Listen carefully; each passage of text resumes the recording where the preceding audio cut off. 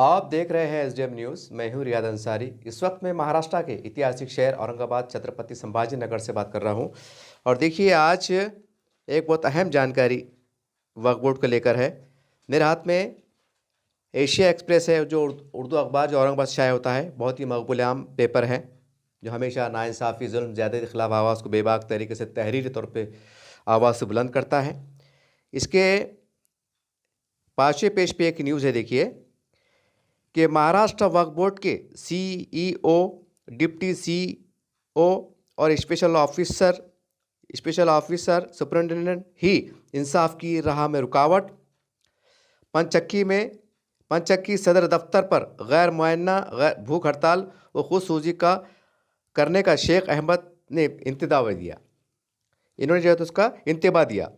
अब देखिए, एक बुजुर्ग शख्सियत है ये, और इसके बारे में थोड़ा सा पेपर के हवाले से आपको बता दूं कि नांदेड़ से न्यूज़ आ रही है। नांदेड़ खुसूसी नुमाइंदा भारतीय युवा जन एकता पार्टी महाराष्ट्र के रियासती नायब सदर व सियासी मुबस्सिर शेख अहमद, जो कई दिनों से दरगाह हज़रत पीर बुरहान की इनामी ज़मीन को जिसको एक खुद साख्ता मुतवल्ली ने आवाम को गुमराह करके वक्फ ज़मीन की ज़ाती मिल्कियत बताकर गरीब मासूम आवाम को धोखा देकर बेच दिया, इस वक्फ ज़मीन बेचने वाले खुद साख्ता मुतवल्ली के खिलाफ एफआईआर दर्ज करने के ताल्लुक से मुसलसल जदोजहद कर रहे हैं, लेकिन आज तक इसकी कार्रवाई नहीं हुई। इस खुद साख्ता मुतवल्ली के खिलाफ एक्ट 1995 की 25A के तहत नोटिस जारी करते तकरीबन 2 साल का वक्फा गुजर चुका है, जब जिसको 52 की नोटिस कहते हैं। लेकिन खुद साख्ता मुतवल्ली के खिलाफ कार्रवाई करने के बजाय इस खुद साख्ता मुतवल्ली को बचाने की हर मुमकिन कोशिश की जा रही है। तो इसकी वो लगातार कोशिश कर रहे हैं। उन्होंने जो है तो वक्फ के ज़िम्मेदारान, सीईओ अफसरान, जिसमें जो है तो मुशीर अहमद शेख साहब, special office superintendent Khusru Khan साहब, जो है तो इनके ऊपर उन्होंने इल्ज़ाम लगाया है कि ये किसी के दबाव में काम कर रहे हैं। और इन्होंने ये कहा है आखिरी में कि अगर मेरे को इंसाफ नहीं मिला तो फिर मैं भूख हड़ताल की 23 जनवरी को इंसाफ की लड़ाई के लिए जमहूरी अंदाज से मैं बैठूँगा, और बहुत मजबूर हो, अगर मैं इंसाफ नहीं मिला या अगर मैं टूट गया, मैं मायूस हो गया, तो मैं ख़ुदकशी यानी कि खुदसूजी जैसा आग लगा के हवाले करना, अपनी जान को दे देना, इस तरह का मैं रद्द अमल का इजहार भी कर सकता हूँ। इस तरह की उन्होंने एक चेतावनी दी है, एक इंतबाह दिया है। अब सवाल, और इन्होंने व्हाट्सएप के ज़रिए, एसडीएम न्यूज़ चैनल के ज़रिए से कि आवाज़ अरबाब इक़्तिदार तक पहुँचे, वक्फ बोर्ड के ज़िम्मेदारान तक पहुँचे, मुसलमानों के तमाम ज़िम्मेदारों तक पहुँचे, या उन्होंने उसको व्हाट्सएप वीडियो बना के भी भेजा है। उसको भी मेरे आखिरी में आप देखिएगा कि उन्होंने किस तरह से अपने दर्द, गम और कितने मायूसी का एक इजहार किया है। वो वीडियो आपने मेरे बाइट ख़त्म होने के बाद आप देखेंगे। बहरहाल इसके ऊपर मैं यूँ कुछ कहूँगा, कुछ कहना चाहता हूँ कि ये मामला पूरी तरह से क़ानूनी है और क़ानूनी लड़ाई भी चल रही है, तो इसलिए जब तक कानून का मुकम्मल फैसला नहीं आता तो इस पर कुछ ज़्यादा मुनासिब नहीं है। लेकिन एक बात तो तय है कि जब मीटिंग में बात आ जाती है, नोटिस निकल जाती है, और जिस तरह की कानूनी कार्रवाई के अहकाम जारी किए जाते हैं, और उसके बाद अगर उस तरह की कार्रवाई अगर अमल में नहीं आती है, तो सवाल खड़े होना फितरी अमल है। सवाल खड़े होना फितरी अमल है, क्योंकि एक बाज़ाब्ता रिकॉर्ड पर है ये सब चीज़ें, लेकिन फिर भी कार्रवाई नहीं हो रही है। तो बड़ा अफसोस की बात है। और आज मुसलमान जो है तो पूरे मुल्की सतह पर वक्फ को बचाने की इसमें लगे हुए हैं, और सरकार पे इल्ज़ाम लगा रहे हैं कि हमारी ज़मीनों पे नाजायज़ नज़रें हैं, हमारी ज़मीनें चले जाने वाली है, मुसलमानों के साथ ज़्यादती होने वाली है, धोखा होने वाला है।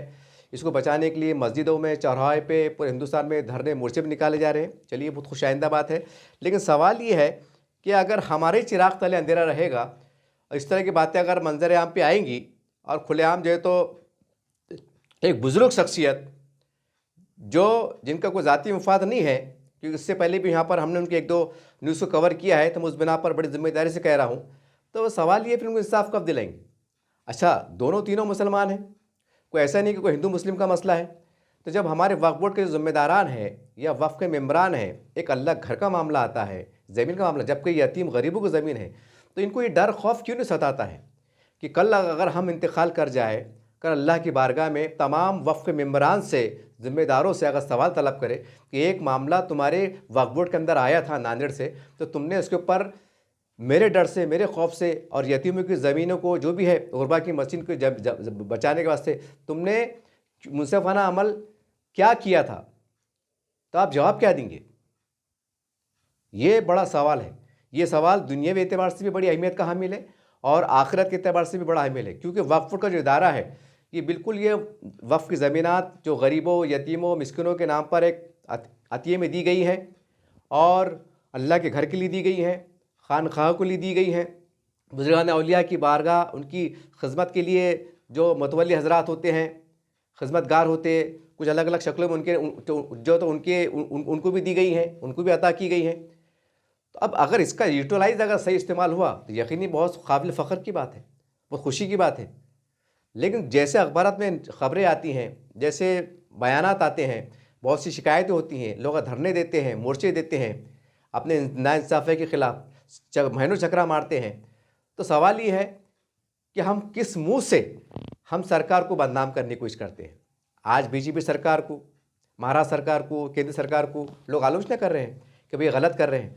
सवाल ये है कि जो इदारा पूरी तरह से मुकम्मल मुसलमानों के पास में है और कई लोग अगर चक्रा मारने पे मजबूर हो, महीना 2 महीने चक्रा मार रहे हैं, कोई जानले से आ रहा है, कोई परभणी से आ रहा है, नांदेड़ से आ रहा है, क्योंकि महाराष्ट्र का हेड ऑफिस है तो पूरे महाराष्ट्र से लोग आते हैं, रत्नागिरी है, सांगली है, पता नहीं कहाँ से, अब तो डिवीज़न भी खुल गए हैं, लेकिन फिर भी जो पुराने केसेस की वजह से लोग यहाँ पर मजबूर होते हैं कि यहाँ पर आने पर मजबूर होते हैं, यहाँ कहाँ रुकेंगे, कहाँ खाएंगे, क्या खाएंगे, जबकि वो यतीमों गरीबों की ज़मीन की तहफ़्फ़ुज़ के लिए आते हैं। ठीक है, अगर आपको लगता है कि इसमें कोई बदमाश है, कोई 420 है, तो आप तो बाइख्तियार लोग हैं, सरकार आपके साथ में है, क्योंकि वक्फ बोर्ड का इदारा जो है तो मुकम्मल तौर से महाराष्ट्र सरकार के ज़ेर निगरानी में चलाया जा रहा है, महाराष्ट्र सरकार के कंट्रोल में है। अगर आपको कुछ लगता है कि कोई धोखा दे रहा है तो आप बिल्कुल उसके खिलाफ FIR दर्ज कर सकते हैं, हथकड़ डाल के आप घुमा सकते हैं। तो ये कितनी शर्म की बात है, जब ये धरने पे बैठेंगे होंगे, यहाँ पर नेशनल मीडिया भी गुजरेगा, सोशल मीडिया भी गुजरेगा, हमारे कई हिंदू समाज के हमारे हिंदू लीडर भी गुजरेंगे, कई हमारे हिंदू अफसरान भी गुजरेंगे। क्या सोचते होंगे वो, क्या सोचते होंगे कि ये दीन की बात करते हैं, शरीयत की बात करते हैं, इस्लाम की बात करते हैं, ज़रा बुरखा नीचे आगा तो जो है तो पूरे देश में हंगामा करते हैं, जान लेने देने पे आमाद होते हैं। हुजूर की शान में नौज़बिल्लाह गुस्ताखी का मामला आया तो पूरा हिंदुस्तान जाम करते हैं, रोड पे आते हैं, और एक अल्लाह का घर, अल्लाह रब्बुल आलमीन का घर, उसके मामले में अगर कुछ पेचीदा मामला, कुछ इस्लाम तराशियाँ सामने आती है तो ये लोग जो है तो मुतहरिक होकर जिस अंदाज से आना चाहिए वो नहीं आते हैं। तो वो भी तो पढ़े लिखे लोग हैं, क्योंकि एक हमारे पास जो है तो अल्हम्दुलिल्लाह जमात इस्लामी बहुत प्यारा काम कर रही है कि इस्लाम के अंदर जो लोग, इस्लाम के बारे में जो लोग गलत फहमी फैलाते हैं कि जिहाद का मज़हब है, लड़ाई का मज़हब है, मुसलमान ऐसे है, वैसे है, त्यों है, तो अल्हम्दुलिल्लाह मराठी के अंदर जो है तो इस्लामी किताबें हैं, इस्लामी कुरान है, कुछ इस्लाम की मालूमात है, हमारे बरादरान वतन को तकसीम की जाती हैं, बतौर ख़ास अधिकारी को दी जाती हैं कि आप पढ़िए साहब, आप कुर्सी बैठे हुए, ताकि आपको समझने में इस्लाम को, मुसलमानों के मामलात को उसको समझने में आसानी हो, फिर आपको उस तरीके से फैसले लेने में आसानी हो। ये हिकमतन जो है तो उनको दिए जाते हैं। जब स्टडी करते हैं, जब उनको लगता है कि इतना बड़ा मामला अल्लाह घर का है तो मुसलमान खुद ऐसे मामले कर रहे हैं, तो क्या वक्फ बोर्ड इदारा इस बात पे सक्षम नहीं है कि आप दोनों फ़रीक़ैन को बिठाकर जो वाकई जो हक है, जो सच है, उसके हक में फ़ैसला फरमा दें, और जो बिल्कुल वो है तो उसके लिए आपके लिए कानूनी दरवाजे खुल लें, क्योंकि अल्लाह घर का मामला है ना, क्योंकि सियासी पार्टी थोड़ी है कि किसकी जमात का काम है, किसी आमदार का काम है, किसी खादर का काम है, नहीं। जब मुसलमान खुद अल्लाह के घर के अंदर जो है तो इस तरह की देरी इख्तियार करेंगे तो कितनी बुरी बात है कि अल्लाह पूछेगा नहीं कि मैंने तुमको स्पेशल, मैंने हिंदुस्तान के अंदर, ठीक है, जो माइनॉरिटी में थे, अक़लियत में थे, लेकिन मैंने अरबाब इक़्तिदार को, उनके हुक्मरानों को ये तौफ़ीक़ दिया था, मैंने उनको हिदायत दिया था कि वक्फ बोर्ड का इदारा क़ायम करो, और मेरे बुजुर्गान औलिया जो हिंदुस्तान में लेटे हुए हैं वो उसके ज़रिए से उनकी खिदमत हो सकेंगी, उनका अदब एहतराम इकराम हो सकेगा, उनके मज़ारात की, उनकी ज़मीनात की देखभाल हो सकेंगी। अल्लाह कहेगा मैंने इनको हिदायत दिया था, और तुम कौन थे देने, और तुमको तुम्हारे हाथ में दिया था, तुम कौन थे, तुम तो कलमे के शरीक थे। सब बताओ फिर, जब तुमने खुद तुम्हारे रहते हुए जब लूटमार हुई या हो रही है, बहुत सी जगहों पर हुई है, जिसका अखबारात में जिक्र आ चुका, तो बताओ हम तुम्हें क्या सज़ा दें। और किस मुंह से बोलते हो कि बीजेपी फ़िरका परस्त है यार, बीजेपी लूटने वाली है, ये करने वाली है। तो सवाल तो ये है ना कि जब हमारे हाथ में है, हम कलमे के शरीक है, वक्फ का मर्तबा मालूम, वक्फ यतीम गरीब का, मिस्किन का मर्तबा मालूम कि आप सल्लल्लाहु अलैहि वसल्लम ने फरमाया कि जिसने गरीब यतीम के सर पे हाथ रखा, उसकी परवरिश की, उसको खिलाया पिलाया, तो जन्नत में गोया मेरे से इस तरह से रहेंगे। और वही ज़मीन की अगर खुर्द-बुर्द होती है, कुछ मामला मंजर आम पे आते हैं कि हम मुनसफ़ाना तौर से कानून की रोशनी में फैसले नहीं कर सकते, अगर हम ये इदारा भी चलाने में नाकाम होते हैं, तो कहाँ से अल्लाह हमको इक़्तिदार पे पहुँचाएगा? और हम कहाँ से हम बोलेंगे कि हमारी हिस्सेदारी होना चाहिए? जैसे हम चिल्लाते हैं कि हमको भी आमदार बनने का है, खासदार बनने का है, हमको भी हुकूमत में हिस्सा होना। अल्लाह बता रहा है, अल्लाह जूते खिला रहा है कि देखो तुम्हारे हाथ में मैंने एक वक़्फ़ का निज़ाम दिया जो मेरे शरीयत के मतलब मामला से जुड़ा हुआ है, तो तुम वहाँ नाकाम है। जब तुम वहाँ पर तुम उसकी देख रेख में नाकाम है और तुम चाहते हो कि मैं तुमको दुनिया में इज़्ज़त दूँ, तुम चाहते हो कि मैं तुमको ऐवान में पहुँचा दूँ, तुमको खासदार बना दूँ, तुमको आमदार बना दूँ, कैसे बनेगा भाई? ये भी तो एक काम है ना, ये भी तो एक जिम्मेदारी है ना। खाली ये तो एक मिसाल है, ये मसला और भी कई मिसालें हैं। बहरहाल बड़ी शर्म की बात है कि एक नेक काम के लिए, जो भी काम है के लिए, मस्जिद के लिए, ये बुज़ुर्ग शख्सियत शेख अहमद साहब जो है, तो ये इस उम्र में इंतबाह देते हैं कि अगर मेरा काम नहीं होता है तो मैं बिल्कुल जान देने पे आमादा हो जाऊँगा। इस तरह की बेज़गारी का इजहार करते हैं। कितनी उसकी बात है। क्या हमारे पास सियासी लीडरान ये वो क्या इतने अहल नहीं है? नांदेड़ की बोलो, परभनी की बोलो, औरंगाबाद की बोलो, कि एक शख्स अल्लाह के घर के लिए बैठा है, एक अल्लाह घर के लिए पेपरों में आ रहा है, सोशल मीडिया पे आ रहा है कि उससे फ़ोन पे रब्ता कायम करना कि शेख अहमद साहब आइए, तो हम तुम्हारा बैठ के मामला करते हैं, क्या मामला है, क्या सच्चाई है, क्या झूठ है, हम चेक करते हैं, और जो सही है उसका सही के इसमें हम साथ देते हैं। क्या आप अहल नहीं है? और वही नांदेड़ की मस्जिद पे और खदी मस्जिद के ऊपर अल्लाह ना करे कोई शर पसंदों ने या फ़िरका परस्तों के दबाव में आकर बुलडोज़र कार्रवाई होती है तो पूरे महाराष्ट्र में आग लग जाएंगी। ये फ़िरका परस्त ताकतें, फंडवी सरकार जो है तो मस्जिद को गिराने का काम कर रही है। अजीब सूरत हाल है, मुसलमानों का अजीब जज्बाती निज़ाम बना हुआ है, अजीब है। अल्लाह खैर का मामला करे। क्यों जलील नहीं होंगे, क्यों रुसवा नहीं होंगे, क्यों परेशान नहीं होंगे? ठीक बात नहीं है। बहरहाल ये वीडियो के ज़रिए मैं जो पैगाम देना चाह रहा हूँ कि ये शेख अहमद साहब तो है, ये बैठने वाले हैं, तो मैं औरंगाबाद के तमाम मुसलमानों के लीडरान से, सियासी हो, समाजी हो, जो उम्मत का दर्द रखते हैं, आपसे गुजारिश है, अल्लाह घर का काम है। इसी तरह से और भी दीगर मसले मसाइल हम मुसलसल जाते आते रहते हैं, लोग परेशान होते हैं, तो आपसे गुजारिश है कि वहाँ और बेहतर निज़ाम क्या कर सकते करने की कोशिश कीजिए। हालांकि ये साल 2 साल में इंशाअल्लाह बिल्कुल इसमें कोई शक नहीं है कि इंतजामात में बेहतरपन आया है, साफ शफाफन भी आ रहा है धीरे धीरे, लेकिन जिस तरीके से आना चाहिए वो नहीं आ रहा है, ये भी सच्चाई है। तो बहरहाल ये एक अपील थी, एक सदा थी कि अल्लाह के घर के मामला हो, दरगाह शरीफ का हो, जो भी हो, इसके अंदर भी अगर अखबार में छपती है ना, अगर कोई मुसलमान का लीडर अगर अखबार पढ़ता है, औरंगाबाद टाइम्स एशिया पढ़ता है, उसको लगता है कि यहाँ पंचक्की में हड़ताल चल रही है, एक कोई आंदोलन चल रहा है, वो मस्जिद का मामला है, तो ये मत कहिए कि गंगापुर का है, वैजापुर का है। एक मिसाल मैं आपको दे रहा, ये चाहिए कि ये मेरे अल्लाह के घर का मामला है, तुम खुद कार लेके पहुँच जाना, क्योंकि अल्लाह घर का मामले के रास्ते जा रहे हैं आप। याद रखो, है मुसलमान के जिम्मेदार हो, अल्लाह तुमसे पूछेगा कि जब तुम्हारी पार्टी की जब मुसीबत आती थी, बड़े बड़े नेताओं पे कुछ वो होती थी, तुम धरने मोर्चे क्रांति चौक पे करते थे कि हमारे क़यादत के बारे में ऐसा बोला गया, तुम दुनियादारी के वास्ते धरने मोर्चे निकालते थे, पैसे दे लगाते थे, वक्त लगाते थे। और आज मेरे घर का मामला कोई अगर 4 मुसलमान अगर बैठते इंसाफ के लिए, तो तुम वहाँ पहुँचे क्यों नहीं थे? अगर किसी मामले होती तो उसकी आवाज़ जो तो पार्लियामेंट में, ऐवानों में, मीडिया में उठाते थे, और जब मेरे घर का मामला आता है, जो कुछ जिम्मेदार इंसाफ की तलब करते थे, तो वहाँ जाते क्यों नहीं थे? क्या तुम्हें शर्म आती थी कि तुम्हारा उनसे कोई रिश्ता नहीं था? फिर कि ये नारा क्यों लगाते थे, तेरा मेरा रिश्ता क्या, ला इलाहा इल्लल्लाह, क्यों ढोंग ढतुरा नाटक करते थे कि अल्लाह जूते नहीं मारेगा? तो तमाम मुसलमानों से मैं गुजारिश कर रहा हूँ कि आज के बाद अगर अपने पंचक्की पे कोई अगर पेपर में भी न्यूज़ आती है, तो सबका काम है कि सबका पहुँचना, क्योंकि दीन का काम है। दीन के वास्ते हम काम मेहनत नहीं करें, अफ्रीका जा रहे, अमेरिका जा रहे, दीन की दावत फैला रहे, बिरादरान वतन को मस्जिदों में ला रहे, और हमारे लफड़े रोड पे आ रहे, तो वहाँ जमा नहीं होते। शिरक है, बिद्दत है, शर्म आ रही क्या उनका आपसी मैटर है और अल्लाह घर का मैटर है ना। अगर हम इंसाफ नहीं दिला सकते, इदारा हमारे पास में, वक्फ बोर्ड हमारे पास में, तो फिर किस तरह की मजबूती है हमारे पास, और कई की सलाहियत है हमारे पास, और क्या सोच है हमारी? बरियर पैगाम था कि वक्फ बोर्ड के बारे में सबको एक साथ आना चाहिए, चाहे किसी का मसला हो, और जो हक़ है हक़ के साथ चलना चाहिए, सच के साथ चलना चाहिए। कम से कम यहाँ भी इस चीज़ को हम राजनीति से उठ के पर काम करने की ज़रूरत है, ताकि कल अल्लाह की बारगाह में हम जवाब दे सके कि अल्लाह ताला, हम बहुत बड़े हम बड़े कुर्सी बैठे हुए थे, लेकिन मैंने अखबार में पढ़ा था कि फ़ला गौ का मसला आया था, मैं खुद, मुझे कोई फ़ोन नहीं आया था, मैंने अखबार पढ़ के पहुँच गया था और उनकी मदद किया था, सिर्फ इसलिए कि तेरे घर का मामला था, कि अल्लाह खुश होगा।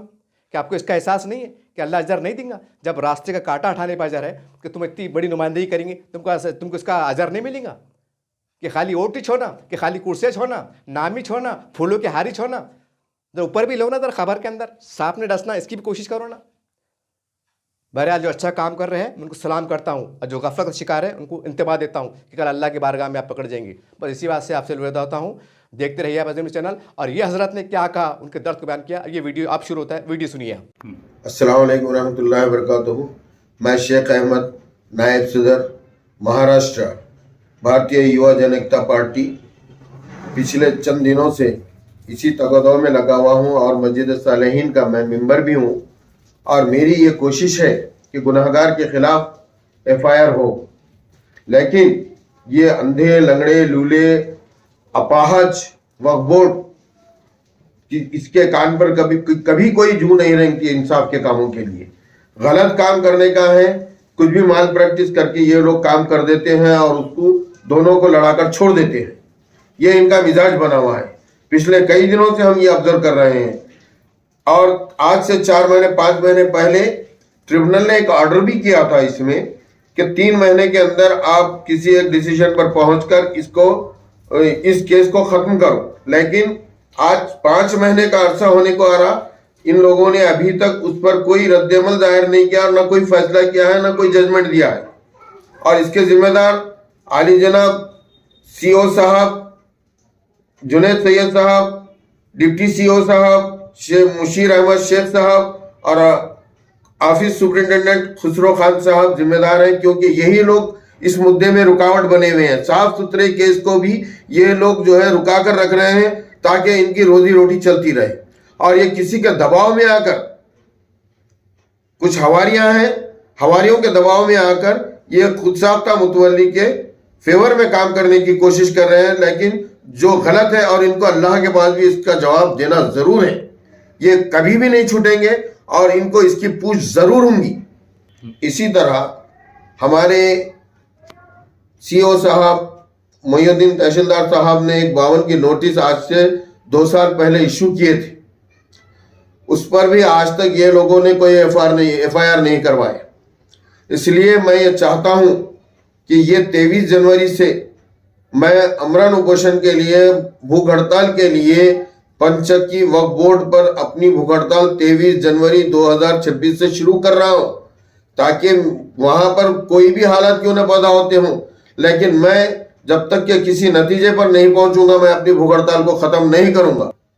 और अगर मुझे कुछ होता है या मेरी जान को कोई नुकसान होता है या मेरा BP या शुगर अगर कुछ बढ़ती है तो मैं इसका जिम्मेदार जुनैद सैयद साहब CEO और मुशीर अहमद शेख साहब, डिप्टी CEO खुसरो खान साहब, ऑफिस सुपरिटेंडेंट इसके जिम्मेदार रहेंगे। और काजी समीर साहब भी जो है इसमें जो सुस्ती जो बरत रहे हैं इस मामले में और ये मामले को जल्द से जल्द निपटने की कोशिश नहीं कर रहे हैं, लिहाजा मैं उनको भी गोशगुजार कर देना चाहता हूं कि आप भी मेरे इस मामले में आप भी पूरे जिम्मेदार रहेंगे।